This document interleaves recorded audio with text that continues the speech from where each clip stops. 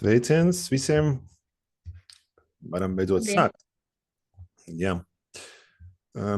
Kā parasti sākumā nedaudz īsts ievadiņš no manis, un jā, šodien mums bišķi citādāk par to es izstāstīšu, kas mums atšķirās no pagājušajām reizēm. Tad esiet sveicināti kārtējā BIM jautājuma atbildes sesijā.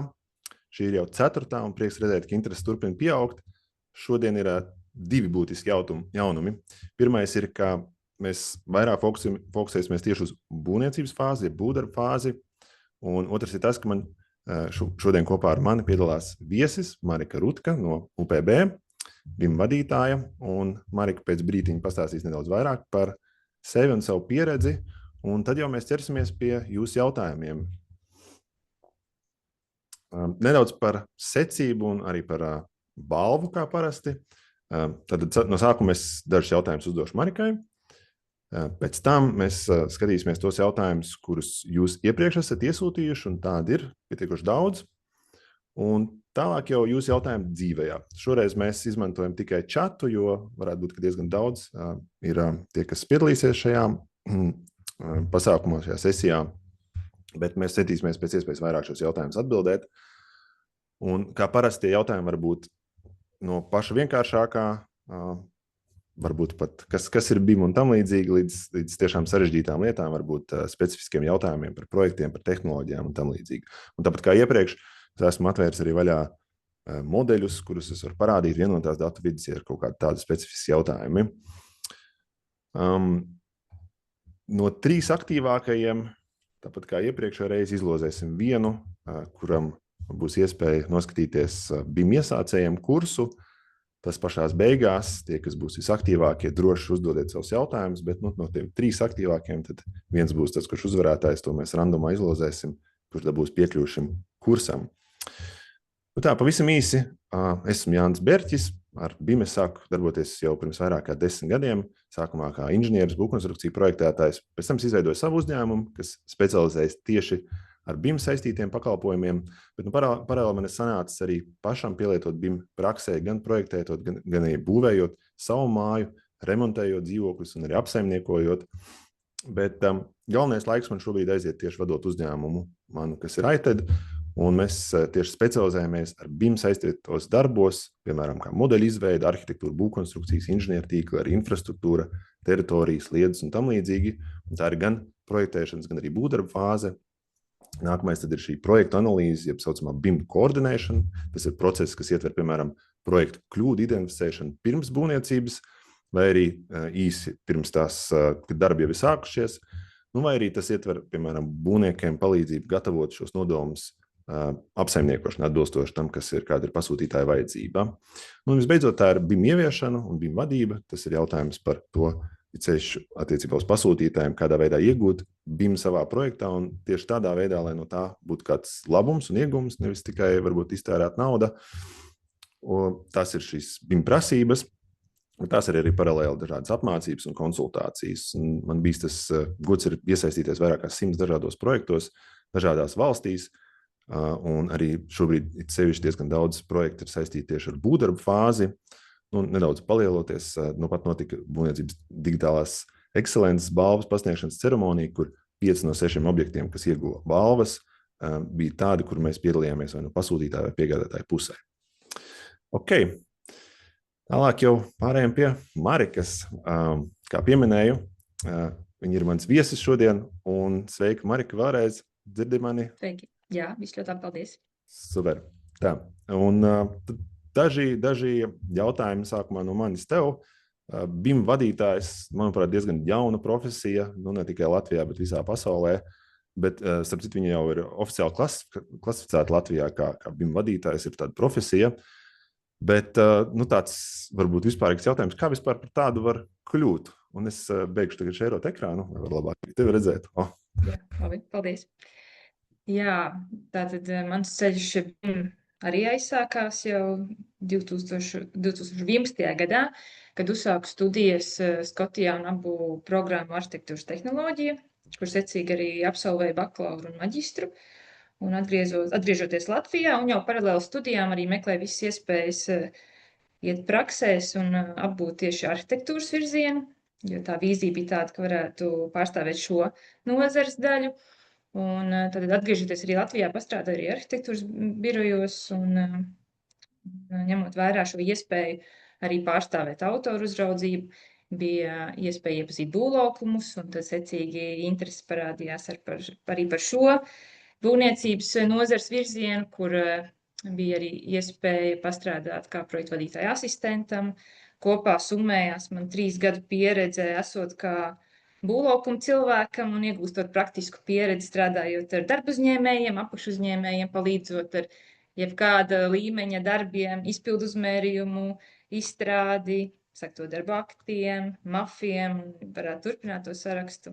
Tā, ka teikšu tāda izgājusi tādu reālu praktisku skolu būvlaukumā, un tad secīgi 2019. gadā pievienojos UPB NAMS komandai, un tas bija neapzināts solis, varētu tā teikt, vismaz šajā BIM virzienā, jo CV bija tik iesūtīts citam amatam, bet tas tika pārķerts personāla daļā, un tieši nama komandai prezentēts, un secīgi attīstījās tālāk komunikācija ar tā laika vadību par UPB vīziju, digitalizācijā un kopējā attīstībā, un tas bija tāds solis, kad komanda tika papildināta ar 2 speciālistiem, mani un kolēģi. Tajā laikā tas vēl nebija BIM amats, jo, kā jau pats minēja, klasifikātorā vēl tāda amata kā tāda neeksistē, tas parādījās tikai ar 23. gadu, un mēs bijām būvprojektu koordinātori, un apzināti tikām ielikti 2 dažādos projektos, dažādos līgumos, izmantojām dažādus BIM digitālus un tehnoloģiskus rīkus, un bija brīnišķīga pieredze vairāk gadu garumā paralēli strādāt 2 speciālistiem dažādās vidēs un apzināti arī diskutēt, izvērtēt un mēģināt atrast tos veidus, ko un kā vislabāk integrēt arī nākamajos un citos objektos. Tā garš stāsts īss. Pastāstīji par savu ikdienu. Ko tu tagad dari kā BIM vadītāja? Ko tas nozīmē? Šobrīd nu jau šajā amatā tūlīt būšu 2 gadus, un tas arī bija apzināts UPB NAMS solis. Jau ņemot vērā arī pieaugušās šīs BIM prasības valstiskā līmenī, un, protams, arī BIM ceļakārta paredzēja šo BIM integrēšanu 3. grupas publiskajos iepirkumos no 25. gada. Tad 23. gads ir tas, kad tiek izvērtāti tātad šie nākamie soļi, kā mēs vispār, kā uzņēmums spēsim atbilst šīm prasībām un kāds ir tas pareizais virziens. Un tātad šeit pieslēdzās Marika, un es strādāju būtībā pie BIM sistēmas, varētu saukt, izstrādes un ieviešanas, gan būvlaukumā un ne tikai, jo ņemot vērā, ka mēs strādājam kā grupas uzņēmums, ir arī paredzētas vadlīnijas un procedūras dizainam bildu projektos, kur šis BIM arī tiek integrēts gan no projektētāja, gan no būvnieku puses, un tad tiek veidot šī mijiedarbība un BIM integrācija, lai, es teiktu, UPB grupas ietvaros šis ir tāds tiešām ļoti liels pienesums, ka mēs spējam startēt iepirkumos kā grupas uzņēmums ar saviem projektētājiem un būvniekiem un novest šo procesu no A līdz Z un arī apsaimniekošanu. Līdz ar to pilna cikla BIM ieviešana, un tā ir tā stratēģija, pie kā es šobrīd strādāju, nu jau 2. gadu. Super. Nu, jā, tas tāds īsais ievads. Jūs droši varat uzdot savus jautājumus, vēl varbūt kaut ko precīzāk, bet mēs ceramies klāt arī pie jūsu jautājumiem. Pirms mēs to darām, es gribēju īso polu uztaisīt, jeb aptauju. Tā, tūlīt es atradīšu podziņu. Rekuri. Tā, lai jūs arī bišķi pamodinātu varbūt. Rekur ir. Aizgāju. Nu, paskatāmies, kāda jums pieredze ar BIM projektos.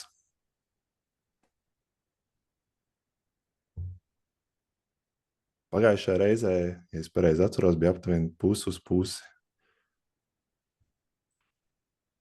Šodien izskatās, kad bišķi vairāk jau ir tādi, kas ir pieredzējuši. Tā, nu vēl maz brītiņu gaidām. Ok, neizrādās, ka visi ir atbildējuši. Super. Labi, nošērošu rezultātus. Nu, re. Lielākā daļa, 60% jau ir kaut kāda pieredze ar BIM kādā no projektiem. Forši. Tātad droši uzdodiet kādus sarežģītus jautājumus vai kādas problēmas, ko jūs nevarat atrisināt.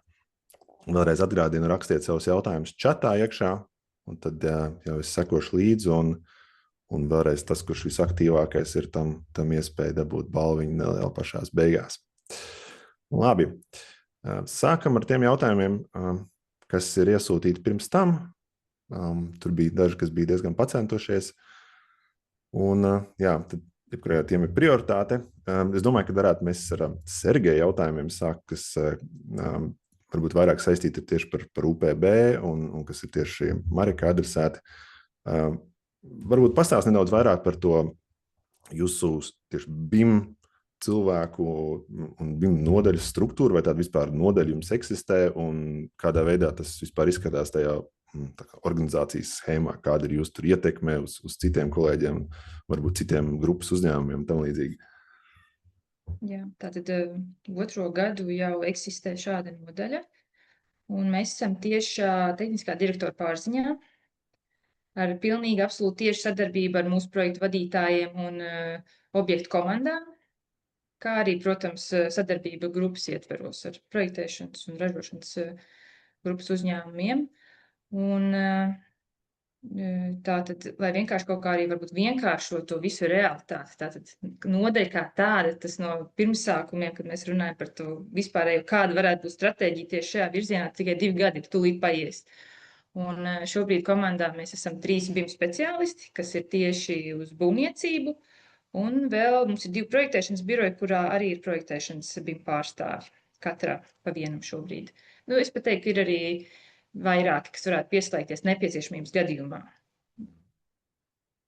Es teiktu, maza nodaļa, spēcīga nodaļa, un tā attīstība virzās, ņemot vērā pieprasījumu nozarē, jo, protams, mēs startējam dažādos iepirkumos, joprojām arī bez BIM, un tad arī strādājam pie šīs stratēģijas, kā šī BIM integrācija var notikt arī objektos, kur BIM kā tāds nemaz no pasūtītāja puses netiek prasīts. Bet mēs jau kā uzņēmums ja piemēram, mēs pieņemam, ka arī vienotā datu vidi nevis pieņemam, bet tas tā arī ir BIM procesu sastāvdaļa, tad kā šo vienoto datu vidi izmantot efektīvi arī objektos mūsu interesēs, lai uzlabotu šo sadarbību gan ar darba uzņēmējiem, gan ar sadarbības partneriem. Kas ir tie speciālisti, respektīvi, teiksim, jums ir kaut kādi tur BIM tehniķi, BIM koordinātori un tu esi BIM vadītāji, bet vai jums ir kaut kā tās lomas tur sadalītas tajā BIM nodaļā?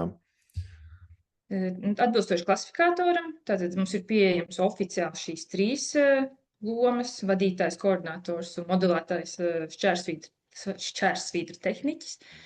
Mana interpretācija ir tāda, ka šis modelētājs var būt arī atbilstoši BIM-am informācijas modelētājs, ne tikai grafisks arhitekta birojā vai kāda inženieru birojā, bet līdz ar ko tā ir tāda, manuprāt, dabiskā izaugsme, jo, ņemot vērā, ka esmu piedzīvojusi tādas 3 apjomīgas intervijas un komunikācijas ar šiem nozares speciālistiem un apmēram izprotu, kāda ir tā situācija, vairums nāk ar BIM pieredzi kā tādu, vai vispārīgi teorētiskā līmenī zina, iespējams ir kāda praktiska pieredze projektēšanā un vai būvlaukumā, un tad tas būtu tas pirmais solis, ar ko mēs sākam.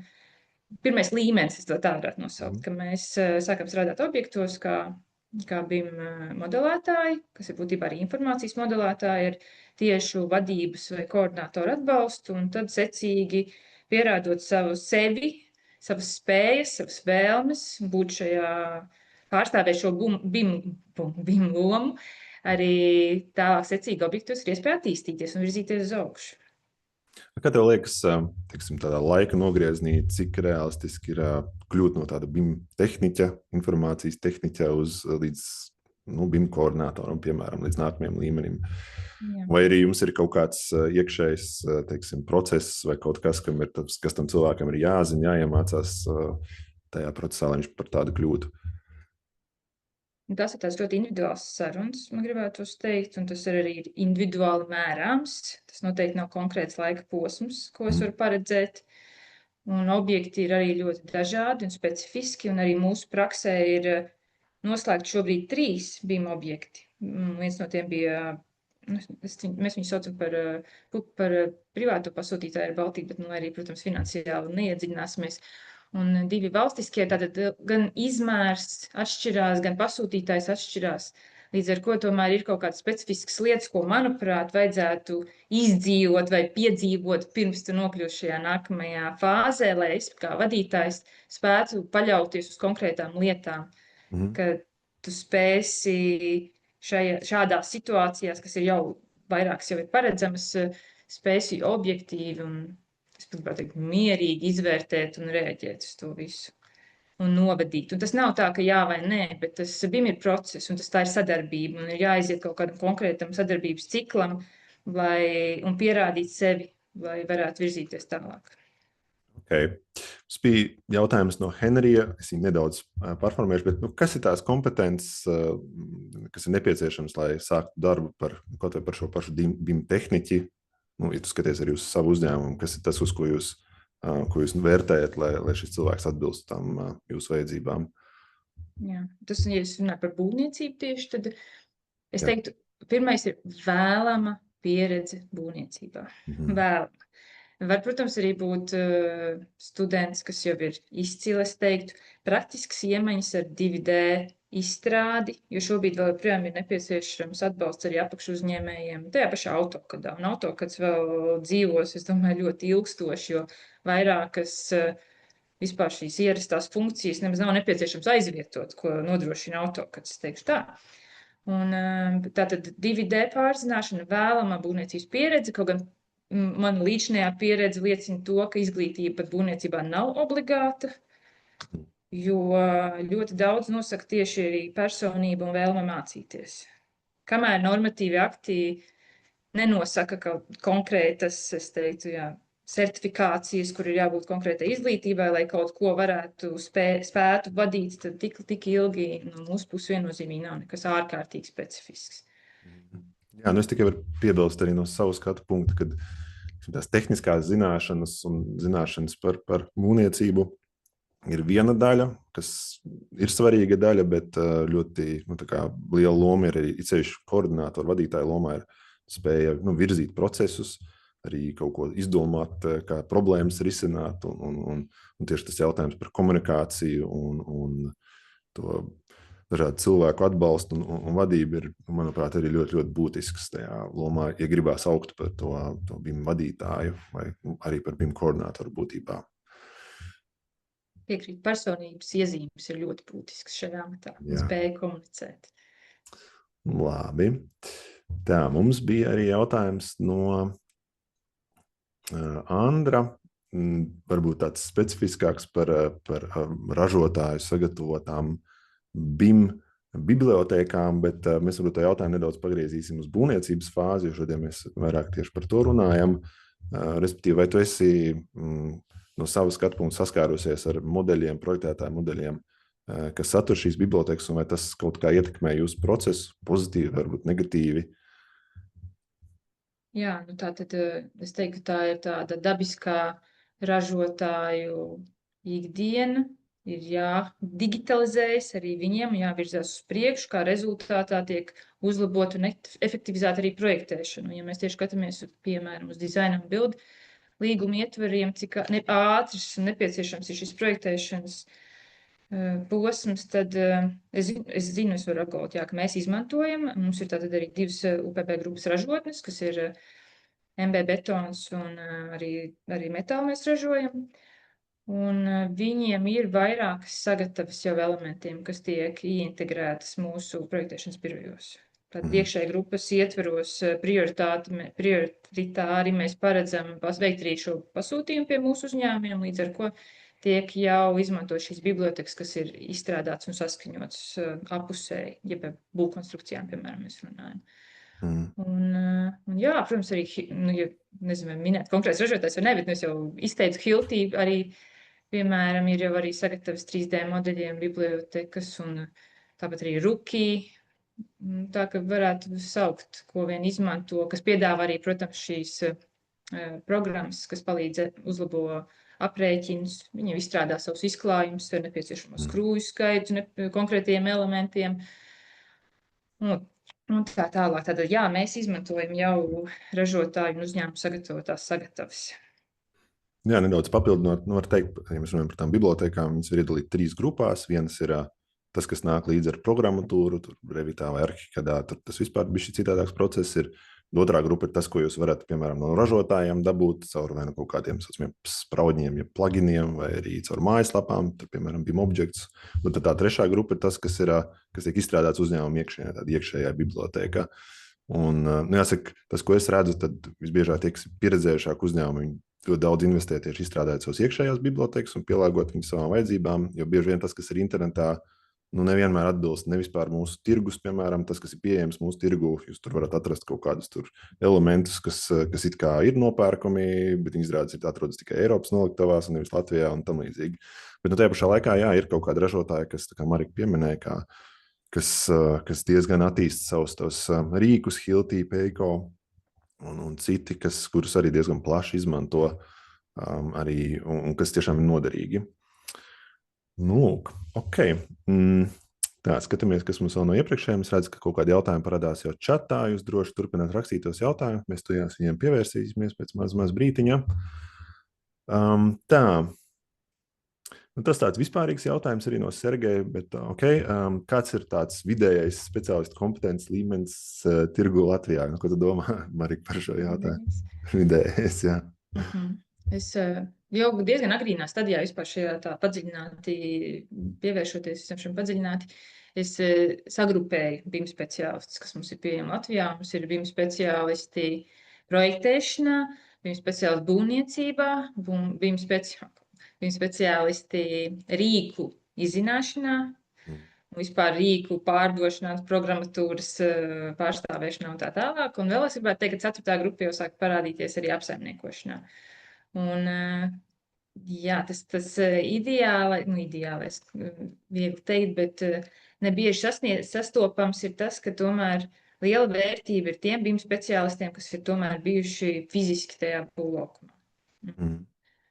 Un, ja vēl izdzīvojuši tādu projekta vadītāju, darba vadītāju palīga lomu un zina, kas ir izpildu uzmērījumi, izpildu schēmas, sektu darba aktu un tā tālāk, tad tas ļoti palīdz tieši veidot šo komunikāciju darbu uzņēmējiem, kas ir ļoti būtisks faktors, pārstāvot ģenerālu būvu uzņēmēju. Un Latvijā šobrīd es vēl neesmu satikusi tiešām daudz speciālistus, kas būtu izgājuši cauri šim posmam. Un es teiktu, ka pārsvarā dominē tie speciālisti, kas aiziet BIM-ā, koncentrējās vairāk tieši uz BIM tādu izzināšanu, ir projektēšanas pārstāvji, kas arī ir brīnišķīgi, un tas arī ir jau ar pievienoto vērtību, ņemot vērā, ka jau ir padziļinātāk zināšanas tieši projektēšanas programmās. Tā skaitā jau vienmēr nāk klāt kaut kas trīsdimensionāls, tas varbūt Revits vai Tekla, un tā tālāk. Un tā, ka tādi svariņi, un tad nepieciešams izsvērt un saprast, kurā virzienā konkrētiem kolēģiem vai personai nepieciešams ieteikt, ko varbūt nepieciešams tātad padziļinātāk iepazīt. Mums ir šī brīnišķīgā iespēja, ka mēs tomēr BIM speciālistus virzam tieši aktīvajā objektā. Darbs ir objektā, mūsu ofisos objektā, vagoniņos, un tad ir šī miedarbība ar reāliem darba vadītājiem ļoti ātri apgūst arī tās pamatlietas, kas ir tās, ko, manuprāt, būtu nepieciešams pārzināt BIM speciālistam, tādam universālam kareivim. Jā, tas jautājums, ko īsti nozīmē BIM speciālists, tā kā nav, kurā brīdī viņš par tādu kļūst, man liekas, ka tur nav nekāda šobrīd certifikācija, kas pateikt, ka viņš varbūt ir šis BIM speciālists. Un es tagad aktīvi meklēju kolēģus, un es skatos, ka, piemēram, ja es ierakstīšu prasmes, tur modelēšana, Revits, piemēram, tad es redzu tur varbūt 100 speciālisti, bet tad tiem, kuriem ir rakstīts, piemēram, tur kaut kas saistībā ar koordinēšanu, piemēram, rīki kaut kāda, tur Solibri, Navisworks vai vienalga, kurš saistīts koordinēšanu, un jau mēs skatāmies, tur 50 speciālisti parādās kaut kādā LinkedInā kopumā, jā, tā kā tas arī ir jautājums, ir kāda līmeņa speciālisti jūs meklējat, jā, un tad jau mēs skatāmies uz būvdarbu fāzi, droši vien no tiem 50 varbūt būs 10, varbūt, un tādi, kas ir labi, tad mēs varbūt varam runāt par kādiem 5. Tā ir joma, kas šobrīd attīstās, un, protams, tās kompetences auga ceļš šobrīd varbūt projektēšanas jomā, kad daudz projektētāji arī paši cenšas kaut kā ieviest tās lomas būvniekiem arī diezgan, es redzu, lielākajai daļai lielajiem būvniekiem ir kaut kādas, saucamie BIM speciālisti savā uzņēmumā, arī ar ļoti atšķirīgu, protams, pieredzi, bet tādi viņi tur ir. Protams, vidēja līmeņa būvniekiem pagaidām, piemēram, Lielbritānijā es zinu, ka ir ļoti daudz, kas ir tādi, kas ir apakšu uzņēmēji, kuriem arī ir savi BIM speciālisti, kas veic kaut kādus tos izpildu modeļu izveidi, no tiem savukārt iegūst izpildu rasējumus un dažādas tādas lietas ir. Jā, ok. Un vēl no Sergeja pēdējais jautājums ir par tām prasmēm, kas šobrīd ir visvairāk pieprasītas. Es laikam arī jau bišķi pieskārās šai lietai, bet attiecībā uz to būvniecības fāzi, es tā saprotu, tas droši vien ir tās kaut kādas pieredze vai sasaist ar būvlaukumu, kas ir svarīga droši vien būvniekam. Varbūt vēl tur kaut ko var papildināt attiecībā uz to, tās prasmes, kas visvairāk ir pieprasītas. Pieprasīts ir tāds liels vārds, manuprāt. Man gribētu to visu vienkāršot. Arī mūsu līdzšinējie speciālisti, kas pievienojas, atļaušos teikt, manai komandai, viņiem arī nebija bijusi tieši saskarsme ar būvlaukumu, bet viņiem bija vēlme. Un tas arī pierādījās, ka viņiem bija vēlme izzināt, iepazīt, viņi to izdarīja, un tagad nevar sagaidīt, ka tiks atkal nākamajā objektā un komandā, lai sasniegtu savus mērķus un kopējos mērķus. Tā ka tas nav primāri, ka jābūt pieredzē būvlaukumā. Es saku, ka tas ir kaut kas, ko es arī automātiski varu piedāvāt, lai arī tu esi speciālists ar projektēšanas pieredzi, es zinu, kas tev var nodrošināt būvniecību.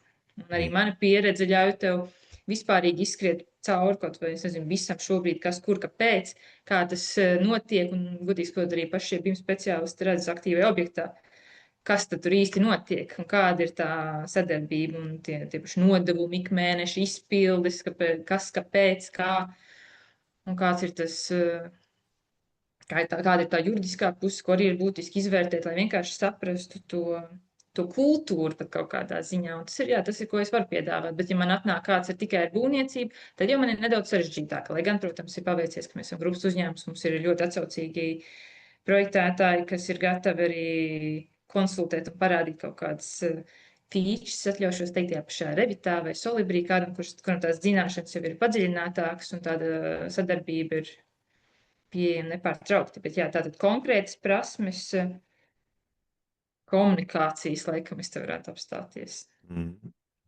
Šis introvertiem noteikti varētu būt sarežģīti, jā. Tomēr ir jābūt vēlmei pašam mācīties un mācīt citus un nebaidīties kļūdīties un jā, visu laiku ir augšs un lejs. Es pieļauju, ka varbūt teiksim, kaut kādos lielos projektos, lielos objektos tur varbūt arī tādi introverti, kas tā kā varbūt dara kaut kādas ļoti specifiskas tehniskas lietas, tur nezinu, liek failus, tur vienotē datu video un tam līdzīgi. Es zinu, tur ar te pašā Real Baltica ir kaut kāds document controller un droši vien, kad viņš varbūt arī diezgan introverts, bet ja mēs skatāmies uz tādu BIM koordinātoru un pašu BIM vadītāju, tur tā ir sarežģīta lieta, tā kā tas nepalīdz. Tā nespēja komunicēt un tās. Ok, ejam tālāk pie jūsu jautājumiem čatā. Mēs tagad esam izgājuši tiem jautājumiem, ko jūs iesūtījāt iepriekš. Tā kā es redzu, ka jau ir sasūtīts šis un tas, tad bliežam tos, kas ir čatā. Tā kā droši turpināt rakstīt, mēģināsim, cik varēsim paspēt uz atbildēt. Ok, pirmais ir par tehniskām lietām, tieši par rīkiem. Varbūt specifiskāk, ko jūs izmantojat tieši to modeļu apstrādēji priekš būvniecības, te ir specifiskāk apjomi, droši vien varbūt tās lietas, un arī varbūt kļūdu meklēšana. Varbūt stāst, ko jūs izmantojat, droši vien var arī pateikt, varbūt ir kaut kādi plāni, kaut ko vēl ieviest, un par vienoto datu vidi droši vien minēja, ka jūs pielāgojaties pasūtītājiem, bet varbūt jūs arī kaut ko jūs, ja nav tā pasūtītāja prasība, varbūt jūs paši kaut ko izmantojat uz savu iniciatīvu, kas jums ir tāds iecienītāks. Jā. Tad mēs praksē esam izmantojuši, pirmkārt par modeļu verifikāciju, tātad pie būvniecības līguma. Tagad tādu scenāriju iziešu, ka mēs esam izmantojuši gan Navisorus, gan Solibri. Šobrīd tas ceļš ir aizgājis vairāk Solibri virzienā, un uzsākoties būvniecībai, mēs verificējam atkārtot jau ideālā gadījumā no projektētāja puses verificētus modeļus.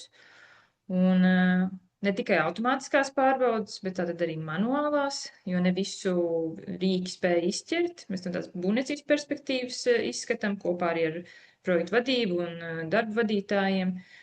Un es gribētu teikt, ka visos no šiem gadījumiem jau arī bez BIM pasūtītāju prasībām jau ir identificētas kādas nesaistes ļoti labi, ka agrīnā stadijā, ko projektētāji jau sāk risināt. Tātad tie būtu tie divi rīki, un tas arī tiešām strādā, un visādi rulseti jau ir iestatīti, kaut kādas pamatfunkcijas ir arī pasūtītāju prasībās, jau definēts arī tabulas, un tas ir kaut kas, ko mēs apguvām tikai gadu atpakaļ. Jā, pirmajā objektā Air Baltica mums bija pasūtītāja informācijas prasības, kur arī diezgan skrupulozi bija aprakstīts, kādas ir sagaidāmās pārbaudas, un vairākas no šīm pārbaudēm arī mums bija jaunums, bet katrā ziņā nekas neizpildāms. Protams, varbūt mēs varam tikai secināt to, ka kaut kas nav ne tā ņemts vērā projektēšanas stadijā, bet tas arī ir laika jautājums, kamēr, manuprāt, visi izies cauri kaut kādam ciklam, gan projektētāji, gan būvnieki, kas apskatīs, ka tas ir tiešām jāverificē arī projektēšanā, lai pēc tam secīgi būvniecībā mēs vienkārši ar to nesaskartos.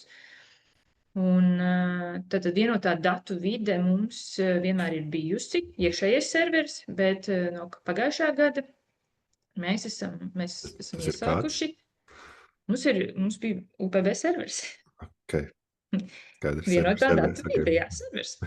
Un kopš pagājušā gada, jau pusotrs gads, kopš mēs izmantojam SharePoint kā vienoto datu vidi ar tieši to pašu struktūru, kā tas bija mūsu serverī. Serveris kā tāds joprojām ir dzīves, bet tātad kādēļ NAMS izmanto šobrīd šo vienoto datu vidi, jo tā mums dod iespēju ar konkrētām mapēm dalīties ar darbu uzņēmējiem. Tātad viegli pārskatām, kam kur ir piekļuve, kādas ir šīs opcijas, skatīšana vai labošana. Un tādā veidā mēs cenšamies arī atbalstīt mūsu darbu uzņēmējus, jau viņiem piedāvājot gatavu struktūru komunikācijai ar mums, jau konkrētas mapes ar lietošanas instrukcijām, kad mēs kā sagaidām, un, protams, arī tehniskais atbalsts šajā gadījumā no projekta komandas, un, ja projekta komanda, tas nav, piemēram, BIM objekts, tad vienmēr var vērsties pie kolēģiem, un tas secīgi tiek vēl izskaidrots arī bez instrukcijām, bet klātienē vai kā vien vēlās darbu uzņēmējs, jo tiešām ir organizētas arī pirms līguma noslēgšanas sapulces ar darbu uzņēmējiem, jo paši ir izrādījuši iniciatīvu izprast skaidrāk, kas tad ir tās mapes, kas tad ir tās instrukcijas, un vienkārši pusstundā izrunājam, viss skaidrs, super, līgums parakstīts, ejam objektā. Un jā, tā ir tā mūsu iekšējā vienotā datu vide. Nedaudz par pirmo daļu.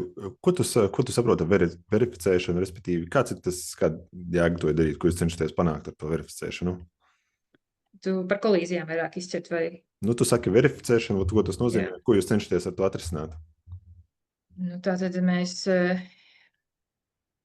pārbaudam, verificēt būtu sinonīms pārbaudam. Tātad, ko mums ir piegādājis pasūtītājs un pārliecinamies, ka kaut kādās, jo bieži vien ir kaut kādi punkti, kuros iekrīt. Pirmais man tagad prātā nāk kaut vai slīpumi uz notakām vai jebkādas tādas nianses, kas ir kritiskas būvniecības laikā, ja tu identificē, bet ja tu izdari saulaicīgi, tā kaut ko neizķer automātiskā programma, tas vienkārši ir ekonomija, gan finansiāli, gan pēc tam termiņā un tā tālāk. No savu būvnieku skatu punktu jūs skatāties, vai droši vien gan var vispār uzbūvēt kaut ko tādu, vai arī tas ir loģiski un pamatot droši vien, vai ne? Jā, tieši tā. Tas ir kaut kas, ko Solibri tev neiestatīsi pārbaudīt, tur slīpums tādu un tādu, jumta teknēs un vispārējais. Jā, tas, ko es pasūtītājiem vienmēr stāstu, kad ir dažiem tāda ilūzija, ka kaut kāda BIM vadītāja vai speciālisti var būt cilvēki, kas zina pilnīgi visu. Tas vienkārši nav iespējams. Bet BIM būtība, man liekas, ir tajā, ka tu vari apvienot dažādus speciālistus un viņiem iedot vēl to trešo dimensiju, ka viņi ir apskatīties tos risinājumus un pateikt, varbūt ieraudzīt kaut kādas tādas lietas, kuras, vienalga vai BIM speciālists vai pat projektētājs nemaz nepamanīja vai nezināja, ka tā ir problēma. Jā, es piekrītu, bet papildināt vēlētos, ka iepirkuma laiks ir tomēr pārāk īss. Lai spētu tik skrupulozi būvnieks vēl tikai iepirkuma stadijā izvērtēt visas šīs vietas. Tas būtu jādara pirms iepirkuma izsludināšanas, varbūt iesaistot kaut kādu būvnieku, kas paskatās. Jā. Tieši tā, izņēmāts. Labi, ejam tālāk. Sanita prasa izglītības iestādes, kurās droši vien var apgūt BIM koordinātoru specialitāti. To es varu no savas puses pateikt, Latvijā es neko vairāk kā tehniskus, kā apgūt rīkus, droši vien īpaši nevarat apgūt. Ir tur kaut kādi kursi attiecībā uz BIM koordinēšanu, un tās var nosaukt par tādām izglītības iestādēm, tie ir kursi. Tur droši vien. Es varbūt atļaušos, varbūt tev atgādināt, bet Jāni, Būvniecības koledžā, manuprāt, jau 3. gads, kur piedāvā gan arhitektūras tehnologu vidējā profesionālā izglītība, gan BIM. Ja nemaldos. Jā, arī komentē Sergejs. Bet tur ir vienīgais, ka viņi skaitās kā BIM speciālists, bet tā BIM koordinēšanas pieļaut, tur varbūt ir ļoti neliela daļa no tā visa. Cik es atceros, kad to programmu es akreditēju, tad, protams, tur parādās, bet tu to nevar nosaukt kā tieši BIM koordinātoru specialitāte. Ja? Skatoties arī tādā varbūt plašākā mērogā, ir dažādas maģistra programmas un izglītības programmas tieši BIM vadības līmenī, bet netik daudz tā BIM koordinēšana vairāk paliek tādu kursu līmenī, ko pasniedz gan privāti, gan atkarīgs, ko tu vēlies koordinēt. Šeit mēs arī varētu, man liekas, interpretēt. Jā, ko tad īsti nozīmē tas koordinators? Tas var īsti skaidri nav definēts nekur, ne likumā, ne nekādos. Tas var atšķirties, ko tas īsti nozīmē. Varbūt vienam tā ir tikai sadursmes meklēšana, clash detection saucamais, citam varbūt tas ir vesela projektu vadīšana un tam līdzīgas lietas, ko pirms. Un tādēļ arī man gribētos papildināt, ka tajā kursā konkrētajā, es arī, manuprāt, kādu laiku apkārt lasīju, un tur bija BIM koordinēšana ietverta zem BIM speciālista. Tas nozīmē, ka tas ir kaut kas zem kaut kā plašāk, un kas paver plašākas durvis, ne tikai to modeļu sadursmi, bet pārbaudi un tā tālāk. Jā, kā mēs runājam, tā BIM koordinēšana var ietvert ļoti daudz dažādas lietas. Pirms valstnieks īpaši uzskata, ka BIM koordinators kaut kādā mērā arī varbūt pārņem projektu vadītāju lomu, un tā viņa prasībās ir tas arī minēts. Tā izpratne var atšķirties. Labi, ejam tālāk. Pēteris prasa, tātad, kur ir robeža, kur BIM izmantošana tieši būvniecības projektos no kaut kāda racionāla palīgrīka kļūst par apgrūtinājumu projektētājiem un būvniekam. Viņš min piemēru par izpildu modeļu izveidi vēsturiskai, dekoratīvi piesātinātai ēkai, un kur modelēšanas darba parasti vai nereti notiek ķeksīšu pēc un aizņem vairāk laika nekā pati, piemēram, projektēšana. Un vai būtu nepieciešams iepirkumos diferencēt kaut kādas modelēšanas prasības pēc objekta īpatnības? Jā, viennozīmīgi, manuprāt, mēs to esam vairāk arī apsprieduši konferenču ietveros un diskusijās, ka ļoti būtiski tas, kādas pasūtītais prasības definē. Un, ja šeit parādās vārdi izpildu modelis, tas jau arī ir sarkanais karodziņš tāds. Bet tika pieminēts arī vēsturisks ēkas, kaut kas tur varbūt par renovāciju. Varbūt jā, tieši cik ir racionāli, varbūt veltīt laiku tur augstu precizitātes izpildu modeļu izveidēji. Es varu no savas puses nedaudz pakomentēt. Skaidrs ir tas, ka katram projektam ir jāskatās teiksim, tā specifika un ļoti ir jāizvērtē, kas no BIM ir vajadzīgs, lai tiešām būtu no tā kaut kāds iegūms. Ja mēs skatāmies uz vēsturiskām ēkām, tur ir daudz un dažādi veidi, kā tos BIM var izveidot, kas var kalpot tam kā kaut kāds iegūms, kaut vai tie var būt, sakarīgi strukturēti vēsturiskie dati, par kas tiek, piemēram, iegūt būvdarba laikā, jūs tur kaut ko atsedzat, tur ir fotogrāfijas, un viņas kaut kā tiek piesaistītas noteiktām telpām vai tam līdzīgi, un pēc tam jūs varat atgriezties pie tās informācijas. Bet tas ir jāskatās, katrā ziņā mēs runājam tieši par vēsturiskām ēkām, tur tā darbietība var pieaugt dramatiski, ir dažādi piemēri, kur cenšas pasūtītājs tā kā uzskata, ka tur vajag superaugstu precizitāti un visus iespējamo informāciju, un tas ir viennozīmīgi ļoti dārgi un ļoti laikietilpīgi, gan tas ir projektētājiem dārgi, gan būvniekam droši vien to informāciju vākt. Un tad vienmēr jāizvērtē, vai tā investīcija visdrīzāk atmaksāsies.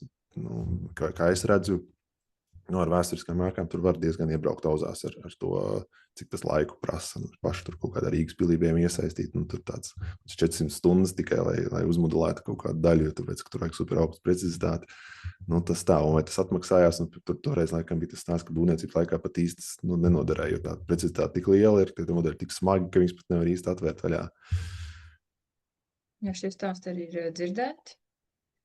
Manuprāt, īpaši valsts pasūtījumos ir ļoti būtiski jau minēt konkrētus ciparus, cik maksās kaut kas tur ir ievietots, pat varbūt viena teikuma ietveros, un skrupulozi izvērtēt tiem, kas dod zaļo gaismu, vispār šādu iepirkumu izsludināt. Un ja arī šobrīd tavā stāstījumā es tā īsti nedzirdēju to mērķi, kas varētu būt vēsturiskai ēkai, tas 3D modelis, kas jau cipari man apmēram varbūt pat ir prātā, kas parādās, cik tas varētu izmaksāt. Un kāda ir tā pievienotā vērtība, vai mēs veidojam Rīgas digitālo dvīni?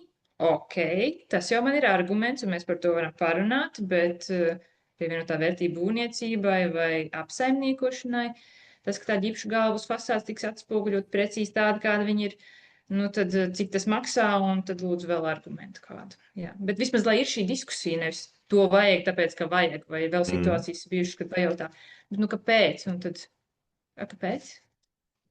Tad, mums tur teica, ka tas būs baigi forši. Tas ir jāietver, jā. Tas ir ietverts un nekā jautājumu. Nepateica, cik tas maksās, vai ne?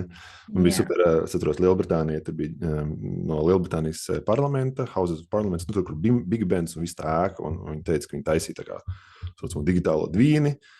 Tur, neatceros, dažus gadus laikam viņi tur modelēja viņu, un tad beigās viņi secināja, ka viņš ir tik smags, ka viņi nevar izmantot apsaimniekošanā. Ko viņi izdarīja, viņi visu to skaisto novienkāršoja, uztaisīja tur bezmazliet, saucamo, LOT 200 vai kastītes kaut kādas samodelēt tikai, lai to varētu reāli izmantot apsaimniekošanā. Jā. Bet skaidrs, ka tādu kļūdu pieļaut. Jā, viņi var uztaisīt skaistas bildes, un varbūt jums mērķis tiešām tur ir kaut kādas super virtuālās tūras un vizualizācijas, tam varbūt ir kaut kāda jēga, bet, Jā, ko pretī var pamatot ar cipariem, cik turismu tas ienesīs, piemēram, es nezinu, notirgojot šo virtuālo brīnišķīgo Rīgu. Tad jā, tad mēs varam to darīt, bet tik ilgi, kamēr ir kāds pamatots arguments, jā. Jā.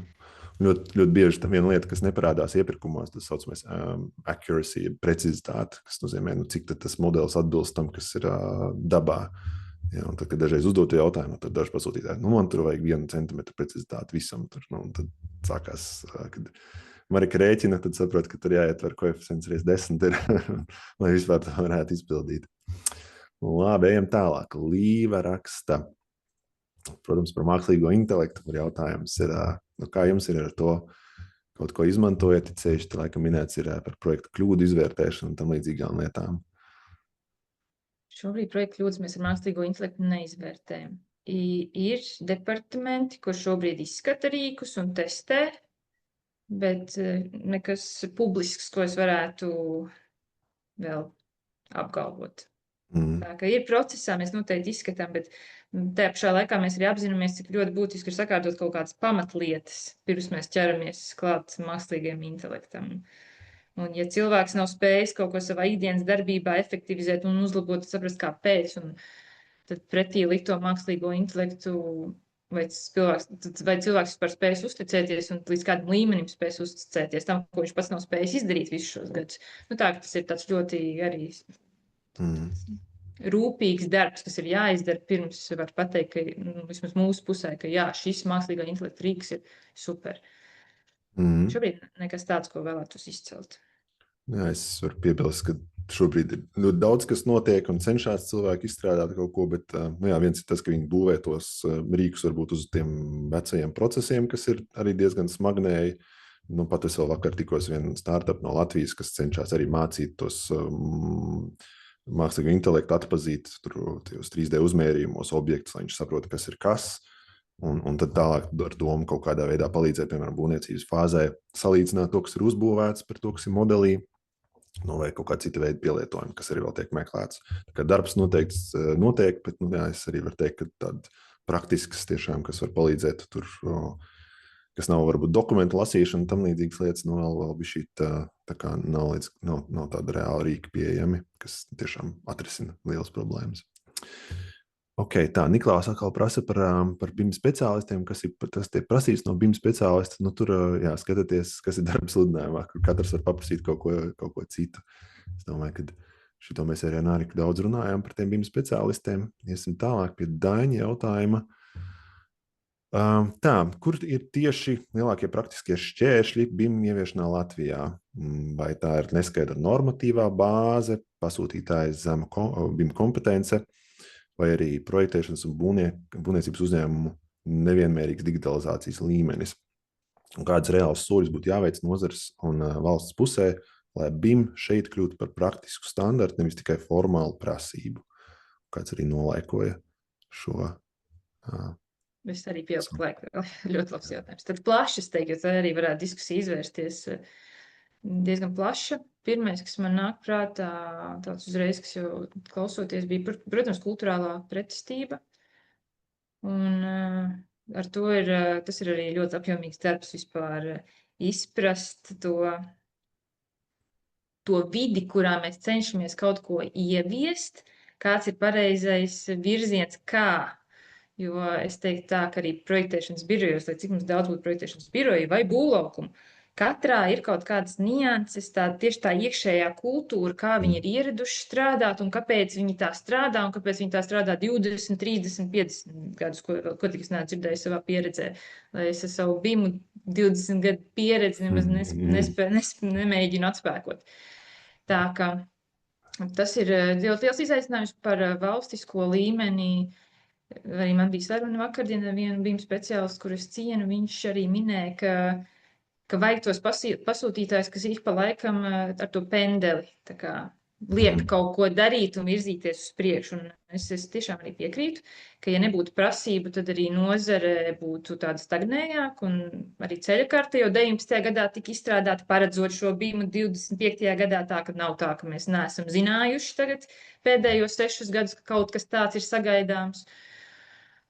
Bet noteikti trūkst kompetence, mums noteikti trūkst pasūtītāju pārstāvji. Es neko tagad necenšos personīgi nevienu uzņēmumu vai tevi Jāni kaut kā izcelt, bet tas, ka, manuprāt, ir ļoti būtiski tieši pats pasūtītājs savu uzņēmumu ietveros, ja viņi attīsta šo virzienu, tad viņi ne tikai konsultējās ar šiem BIM speciālistiem ārpus savu uzņēmumu, bet piesaista vismaz vienu iekšējo pārstāvi, kas izzina to viņu iekšējo darbību un kultūru, lai vispār saprastu, ko tad mums no tā visa vajag, tad, kad tiek piesaistīts šis BIM speciālists no ārēju uzņēmumu.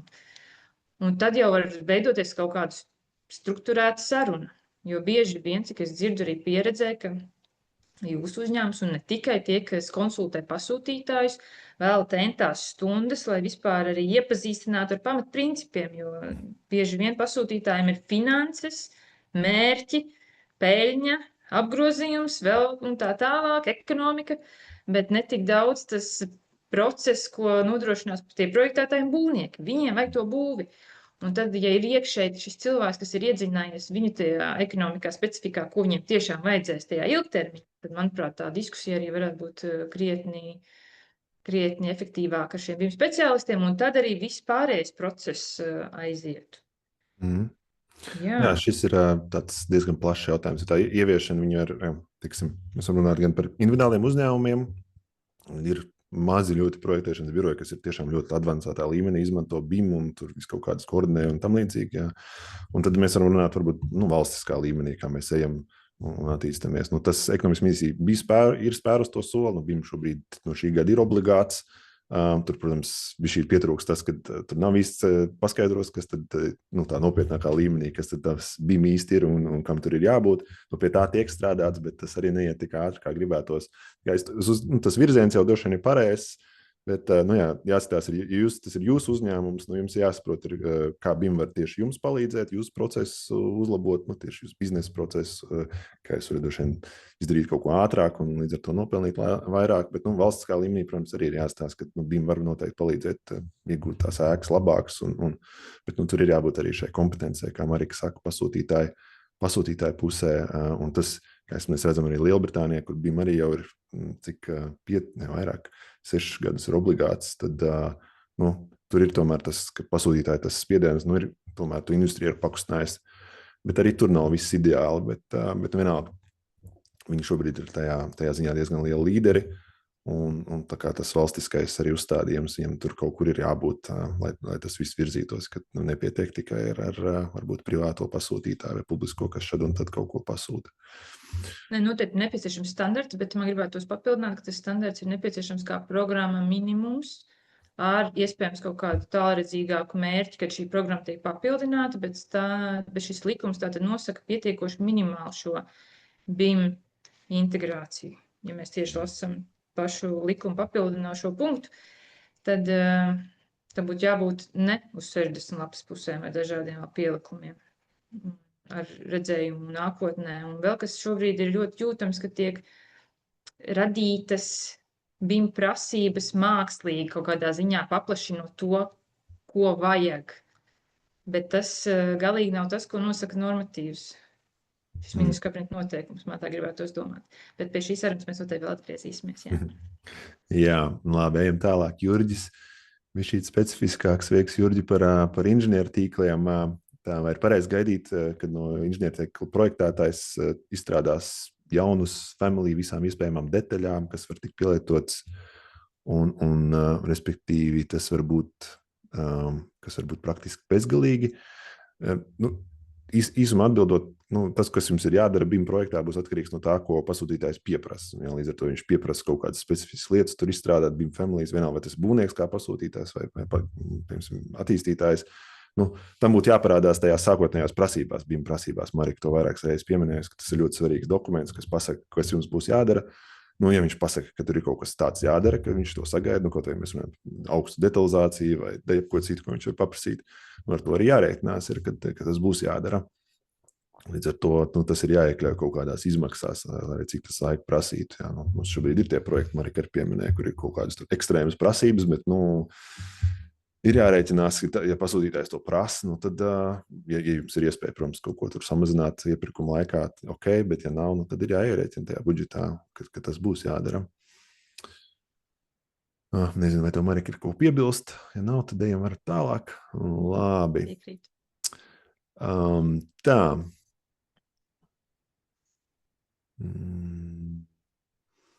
Rita.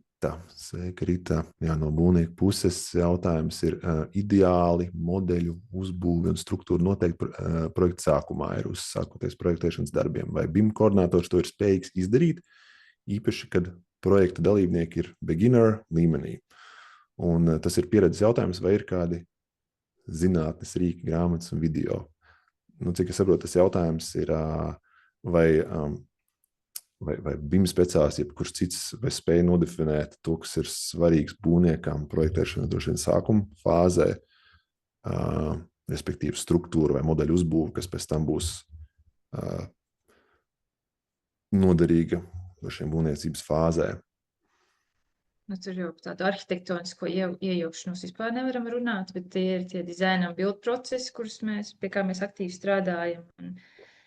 Un neraugoties uz to, ka mēs sadarbojamies ar mūsu grupas uzņēmumiem, viņiem tiek dota šī arhitektu virziens. Un viņiem, protams, mums ir šīs diskusijas, tādēļ arī ir šī programma ir izstrādāta procedūra, kur notiek regulāras sarunas un visādi risinājumu izvērtēšana, arī ņemot vērā būvnieka redzējumu, perspektīvu un izmaksas, jo tomēr līguma summa ir konkrēti noslēgta konkrētajā iepirkumā. Un tātad par jaunpienācējiem, jauniem projektētājiem vai BIM koordinators to spēj nodrošināt, ja mums ir tātad izstrādāts iekšējās projektēšanas vadlīnijas un visiem ir jāstrādā vienotā redzējumā. Retos gadījumos, gan mūsu uzņēmuma ietvaros tiek piesaistīti apakšuzņēmēji, bet, protams, vēl tiek. Un tieši tas, ka viņiem ir jāpārzina savus projektēšanas konkrētais lauciņš, šeit mēs varētu minēt elektrību. Tas no viņiem tiek sagaidīts. Mēs nemācēsim mācīt, kā elektrību projektēt, bet tas, ka mēs iedosim vadlīnijas, kādiem atribūtiem ir jābūt, kādiem aktīviem ir jābūt definētiem konkrētajā projektā, jo tas no projektu uz projektu var atšķirties, vai kā ir jāizvieto koordināts, vai kā ir jāgrupē stāvi, kā jāpiesaist elementi stāviem un tā tālāk. To, protams, organizē un koordinē šajā gadījumā projektēšanas BIM koordinators. Un tāds tehniskais atbalsts arī ir pieejams, jo tā ir būvprojekta vadība, un ja jūs esat noslēguši sadarbības līgumu, tad tas tiek ietverts būtībā. Jo projektēšanas koordinators koordinē visus sadarbības partnerus, lai realizētu šo būvprojektu. Un tehniski arī palīdz un cenšas iesaistīties. Es varu vēlreiz papildināt, ka nevajag uzskatīt, ka BIM koordinators ir kaut kāda, atrauta loma, kas spēs izdarīt visu. It sevišķi dizaina bildu projektos, ir svarīgi, ka arī projektu vadītājs, būvnieku projektu vadītājs un citi būvnieku speciālisti iesaistās. It sevišķi to, varbūt, labi ir kaut kādas pasūtītāja prasības, bet varbūt arī mēs dažreiz taisam tādus iekšējos BIM īstenošanas plānus, kas tieši definē, kas tad tam būvniekam ir svarīgs no tā projektētāja, lai viņš izdara tajā, projektēšanas fāzē, lai ir tā struktūra. Ļoti bieži es redzu arī par šos dizaina bildu projektos, kad būvnieks salīdzinoši reti iesaistās, izskata tos risinājumus. Viens interesants piemērs bija, kur viens būvnieks dizaina bildu projekts, un viņš man beigās saka, ka man tas projektētājs nedod apjomus. Es saku, bet pagaidi, tev visu laiku ir pieejami modeļi, tu jebkurā brīdī paņemt, novilkt tos apjomus un apskatīties, kas tev vajadzīgs. Ja? Un tad tas stāsts, ka ir tā, protams, gan kompetence, gan arī tas, ka būvniekam ir jāiesaistās un jāpasaka, kas viņam ir svarīgs. Un kad BIM koordinators varbūt zinās kaut kādas viena daļa lietas un var pakomentēt kaut ko par tehniskām lietām, bet tur var būt visādas nianses, kas ir jāievēro, un tāpēc tas ir komandas darbs. Ok, ejam tālāk par apsaimniekošanu. Jautājums ir nedaudz precizēt, kādas tieši apsaimniekošanas programmas tiek izmantotas. Te ir laikam jūs tas saistītais uzņēmums, vai kā jums ir ar to BIM izmantošanu apsaimniekošanā, kaut kas ir reāli izdarīts? Nav. Okay. Nav, tātad mēs joprojām apsaimniekojam 2D vidē. Ir efektivizētas, es teiktu, tabulas, pat ierastās Excel tabulas, ir izveidotas online sistēmas, kur, protams, pieteikt un uzraudzīt un tā tālāk dažādas scenārijus, bet nav jau ko apsaimniekot tajā 3D. Nav vēl bijis neviens apsaimniekotājs, kas nāktu, man vajadzētu šo apsaimniekošanu 3D. Un nav pieprasījuma, nav īsti arī tā virzītāja šobrīd. Un, manuprāt, arī kamēr netiek kvalitatīvi, pietiekoši kvalitatīvi tie risinājumi piegādāti pasūtītājiem, šie nosacīti atbildu modeļi, bet arī, es teiktu, ar pieļaujamām tolerancēm. Atbildu, manuprāt, nav 1:1. Tas ir atkarīgs arī no konkrētā pasūtītāja konkrētiem mērķiem. Un arī mēs cenšamies nevis cenšamies, bet tas, ko mēs arī šobrīd katrā iepirkumā izvērtējam, ir šīs tolerances un meklējam komunikāciju ar pasūtītāju, izvērtēt katru projektu daļu atsevišķi. Un tad finālā tiek piegādāts šis as-build modelis, digitālais dvīns, ko tad varētu apsaimniekot. Bet manā praksē šobrīd, es zinu, tātad mēs piegādājām Air Baltica, kas šobrīd arī nedaudz ir apstājušies ar šo, jo programma, ko viņi izmantoja būvniecības laikā, vienkārši ir ļoti dārga, lai uzturētu pēc tam apsaimniekošanai. Piekritīs, ja, Jāni. Un tad šobrīd tiek izskatīts visas iespējas, kur un kā varētu šo modeli apsaimniekot. Vai arī digitālās balvas uzvarētāji, Linsto pasūtītājs ar satekles biznesa centru, viņi plāno apsaimniekot Daugs FM, kas arī ir platforma, kas piedāvā šādas iespējas un pavisam agrīnā stadijā. Es saprotu, viņiem šobrīd arī vēl pat process ir, kad pāriet no būvniecības fāzes uz šo apsaimniekošanas fāzi, tā ka noteikti būs interesanti uzzināt pēc kāda laika, kā viņiem sokās ar šīs platformas izmantošanu, bet tā kā apsaimniekošana ir pavisam agrīnā stadijā, lai tajā vēl laktu iekšā. Pat vēl lielākajiem publiskajiem pasūtītājiem prasīja, viņi tikai tagad arī sāk reāli kaut ko mēģināt, tā kā pieredze tur ir salīdzinoši maza. Mēs tikai gribu papildināt, ka nevienmēr ir. Te arī jautājums ir no Daniela par vai liederīgi ir publiskos objektos izvirzīt augstas prasības izpildu dokumentācijai, nodot as-built modeļus, un ka viņam rodas priekšstats, ka šādi prasības tiek virzīts, jo tas ir mainstream, bet pēc tam eksploatācijas laikā netiek izmantot, un praktiski tā ir sabiedrības izmest naudu vēju. Ko Marika arī minēja, kad tā pieredze tajā apsaimniekošanā gandrīz nav, un es varu pievienoties, ka pietiekoši bieži publiskos sevišķi objektos tā ir diezgan naudas sviešana vējā. Pēc tam, diemžēl, tur bija šī pazūd tas, ka tomēr tos modeļus apsaimniekošanā var sagatavot dažādos veidos, un ka nevienmēr mums ir jācenšas panākt kaut ko ļoti grafiski skaistu un precīzu, bet no otras puses mēs varam tomēr vairāk fokusēties uz kaut kādiem strukturētiem datiem, kas pēc tam var noderēt apsaimniekošanai. Nu, kaut vai parasts Excelīts, kur ir sastrukturēts, nezinu, telpas, kurā ir zinām, kādi ir elementi iekšā un zināms ir, nezinu, kāda tur lampiņa ir ražotājs vai vati un tam līdzīgi. Nu, respektīvi, nefokusēties tik ļoti uz to ģeometriju, kas šobrīd bieži vien ir tas pamata prasības attiecībā uz to apsaimniekošanas būvniekiem, kas ir, lai sagatavotos modeļus apsaimniekošanai, un, protams, arī kaut kāda informācija, kas bieži vien nenodara. Okay, Lai gan varbūt to papildinot nedaudz ātri par to, ka ideālajā scenārijā tāpat es redzētu, ka mums nākotnē ir šie 3D modeļi, kurus izmanto gan BMS apsaimniekošanai, gan aktīvu apsaimniekošanai, jo skaidrs, ka mēs to piegādāt spējam. Tagad tikai vai pasūtītājs un tajā pusē spēj viņus pieņemt un uzturēt. Un, jā. Modeļi ir vajadzīgi, jo viņi ir palīdz veidot to struktūru. Ja, jo tāpēc, ka jums ir tas modelis, tāpēc tur ir kaut kur tas elements tajā telpā uzmodelēts, un viņš pēc tam daudz vieglāk ir izveidot to informācijas struktūru, ko esam izmantot apsaimniekošanai. Nu tā, mēs esam jau pavisam beigās, nu vēl pavisam daži varbūt īsie jautājumi. Māris rakstīja par to BIM koordinators ietverto GIPu.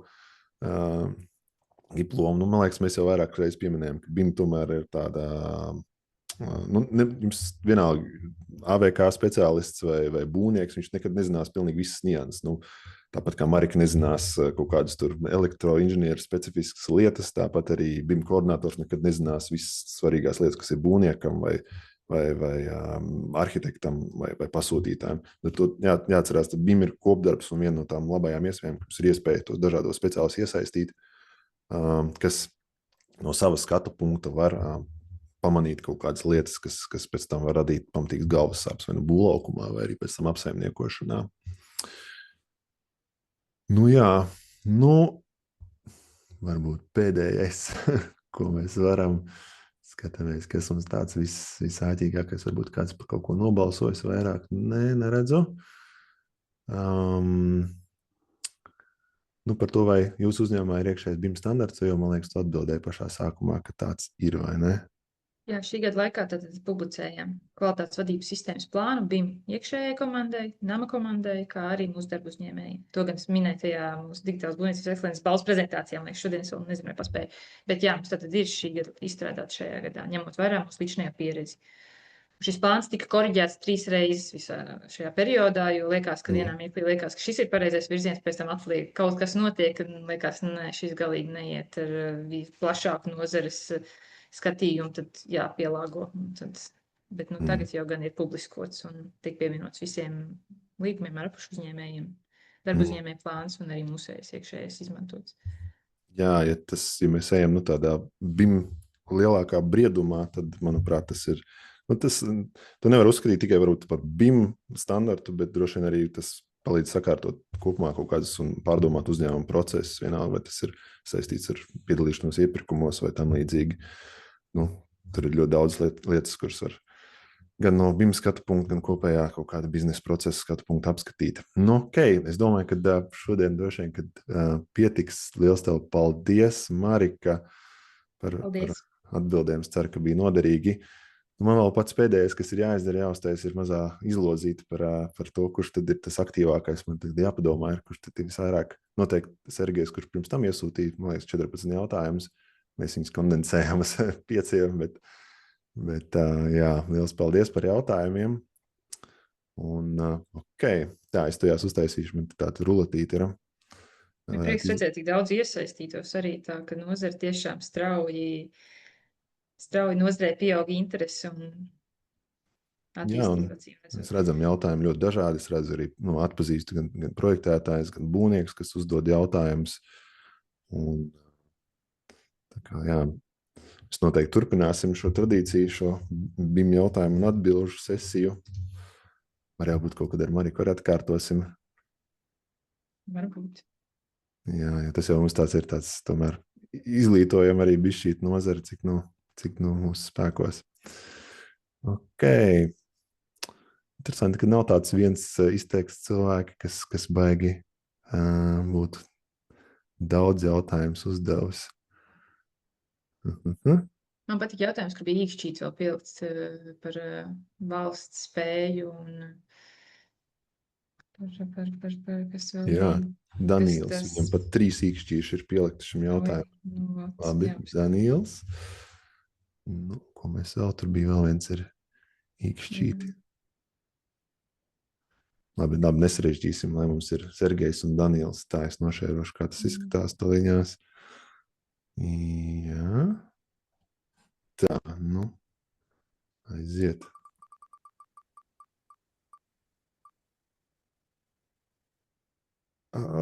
Sergejs. Labi, ar saviem 14 jautājumiem būs nopelnījis. Apsveicam. Viņš bija veltījis laiku, un tas apsveic. Paldies. Jā. Ok, Marika, vēlreiz liels tev paldies par savu laiku un par savu vērtīgo pienesumu un uz tikšanos. Veiksmīgi visiem, jā. Uz saziņu. Paldies. Čau.